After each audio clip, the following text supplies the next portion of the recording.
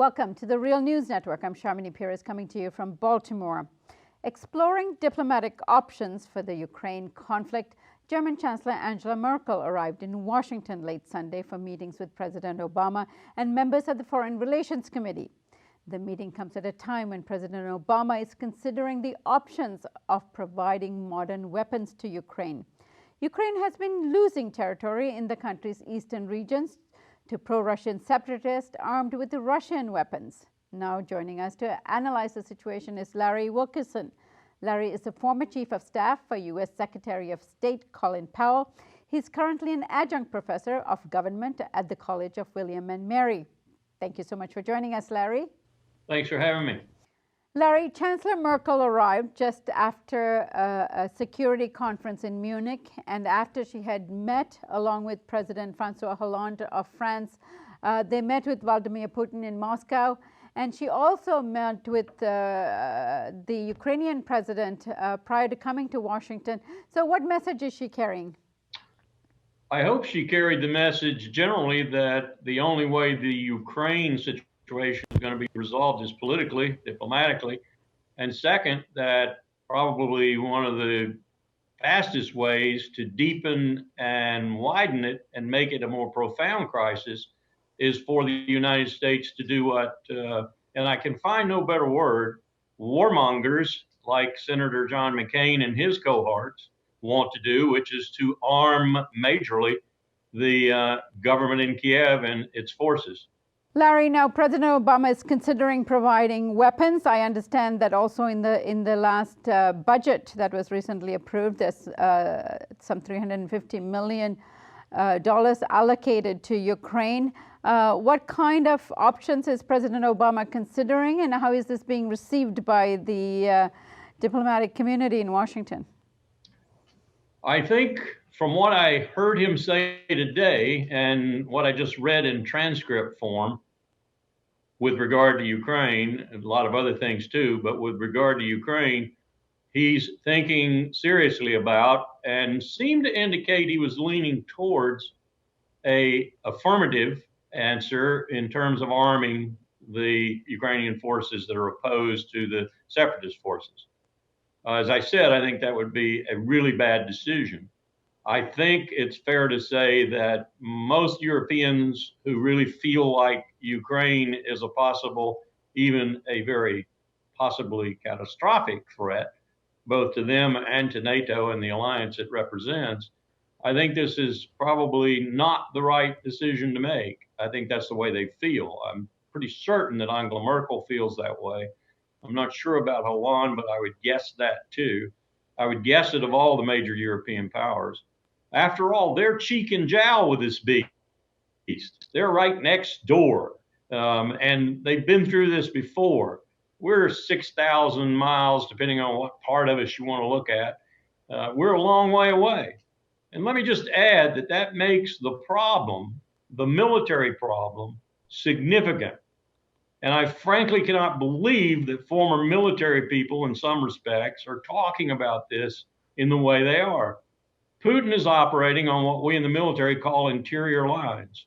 We would be operating on the opposite of that. What that means in very basic terms is he's got a few kilometers to go, difficult to be sure, over land. And he can reinforce and he can put major force to bear. We have got, how many miles? 3,000 miles of water to go over. And we've got lots of land to get through too once we come to a friendly port. This is not a thing we want to get involved with because he owns all the escalatory chips. He owns the military situation. What we want is to devise a solution where he gets to keep at least what he's already got, probably, and we let time and the vagaries of Moscow's leadership work on that. Ultimately, it will work on it probably to the tune that Crimeans even finally vote to get out of Russia, because they really don't begin to see what they want, which is prosperity, peace, stability, and so forth. So this is something that needs to be looked at in long term, and it needs to be looked at from the perspective of it's probably better to keep the hands that are messing in Ukraine right now off of it and let the Ukrainians work out their own problems. But the political solution you're going to have to achieve to do that is going to look like Putin has gained something. It's not going to be very sustainable and not going to be lasting, though. Larry, now NATO seems to be split when it comes to Ukraine, the North and South thinking differently. Tell us more about its position. NATO's got some problems right now, some very serious problems in my view. The first and foremost of those is it's probably an anachronism. It's got 28 members. It's very difficult with 28 members to make decisions. It's got very little fighting power without the United States, and the United States has withdrawn a lot of that fighting power since the end of the Cold War. And it's got a schism developing over where the real threat is. Those in the North, so-called, seem to think Ukraine's the biggest threat. Those in the South think that's a diversion from the real threat, which is Islamic migration in massive numbers from the Maghreb and other places in Africa and the Middle East. So they're not even looking at their threat consistently. This is not a recipe for a sustainable or productive alliance, though I must admit this has been the most successful political and military alliance probably in human history. It is looking a lot like it is losing its reason for existence, or at least bifurcating that in a way that's going to make it very difficult to maintain its integrity, and doesn't help if we're in there making it even more difficult to do so. Larry, Chancellor Merkel also met with Petro Poroshenko, the president of Ukraine, in Kiev. What came out of that decision?